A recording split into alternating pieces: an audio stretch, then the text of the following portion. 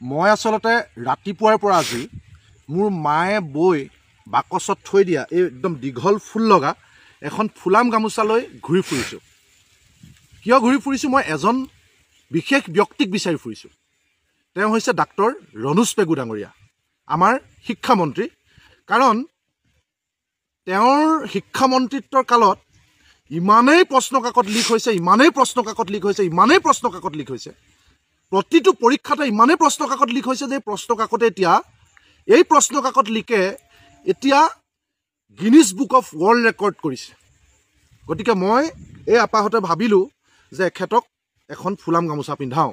মই আপোনালোকক অনুৰোধ জনাইছোঁ, তেওঁ ক'ত আছে কোনোবাই যদি দেখিছে মোক এবাৰ জনাই দিব, মই তাতে গৈ গামোচাখন পিন্ধাই থৈ আহিমগৈ। কাৰণ আমি দেখিছোঁ যে আমি যেনেকৈ বিহুৰ বিশ্ব ৰেকৰ্ড, ঝুমুৰৰ বিশ্ব ৰেকৰ্ড বা বাগৰুম্বাৰ কাৰণে এতিয়া বিশ্ব ৰেকৰ্ডৰ কাৰণে আমি যি ধৰণে আমি ক্ৰেডিট লৈছোঁ, এইটোতো আমি ল'ব লাগিব। এইটোতো আমাৰ ইমান ডাঙৰ এটা ৰেকৰ্ড, আমিতো এইটো এৰি দিব নোৱাৰোঁ। গতিকে তেওঁলোকে চাগে বেয়া পাইছে নিজে ক'বলৈ, কাৰণ নিজৰ কথা নিজে ক'বলৈ অকণমান বেয়া লাগে ন, যে কিনো ক'ম আৰু এনেকুৱা নিচিনা লাগে। গতিকে সেইকাৰণে আমিয়ে তেখেতলোকক সন্মানটো দিয়া উচিত। মই বিচাৰি ফুৰিছোঁ, মই ৰাইজক জনাইছোঁ যে জনাই দিয়ক, য'তে আছে মই ডাক্তৰ ৰণোজ পেগু ডাঙৰীয়াক এই গামোচাখন পিন্ধাই পেপাৰ লিকৰ গিনিজ বুক অফ ৱৰ্ল্ড ৰেকৰ্ডৰ মই সন্মানটো যাচিব বিচাৰোঁ। কাৰণ আমি অসমীয়া মানুহ, যাক যোগ্যজনক আমি যোগ্য, সন্মানটো দিবলৈ নাপালে মানে মনটো ভাল নালাগে। চাওকচোন আপোনালোকে,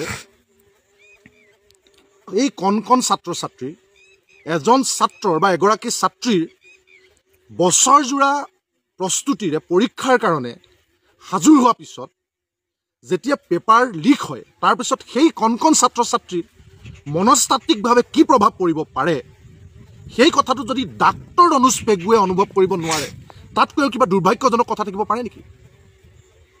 বছৰ বছৰ ধৰি নিজৰ ছাত্ৰ ছাত্ৰীক নিজে নাখায় এখন ভাল স্কুলত এডমিশ্যন দি, ছাত্ৰ ছাত্ৰীৰ টিউশ্যন, ছাত্ৰ ছাত্ৰীৰ কাৰণে অভিভাৱকে কি নকৰে, সমস্ত হিয়া উজাৰি গাঁঠিৰ ধন ভাঙি নিজৰ ছাত্ৰ ছাত্ৰীৰ ভাল মানুহ কৰাৰ সপোন দেখে।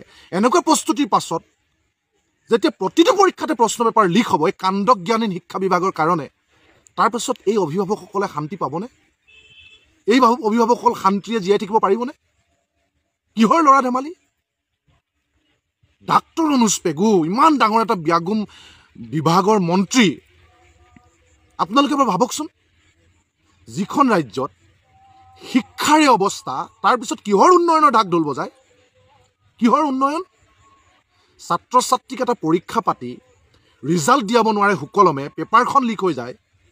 তাৰপিছত গুড গভৰ্নেন্স, বাঘৰ দৰে জঁপিয়াই পৰিব এগৰাকী মুখ্যমন্ত্ৰী আমাৰ।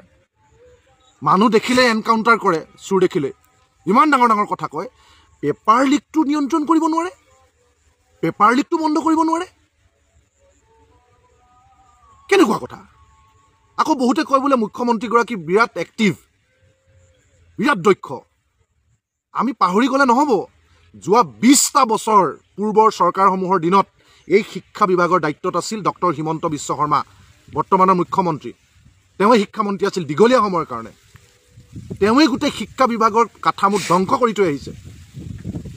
আজি শিক্ষকসকলে আন্দোলন কৰি আছে ৰাজপথত। কাহিলীপাৰাত সেইদিনা দেখিলে, আজি পলিটেকনিকৰ শিক্ষকৰ 74জন শিক্ষকৰ চাকৰি গ'ল।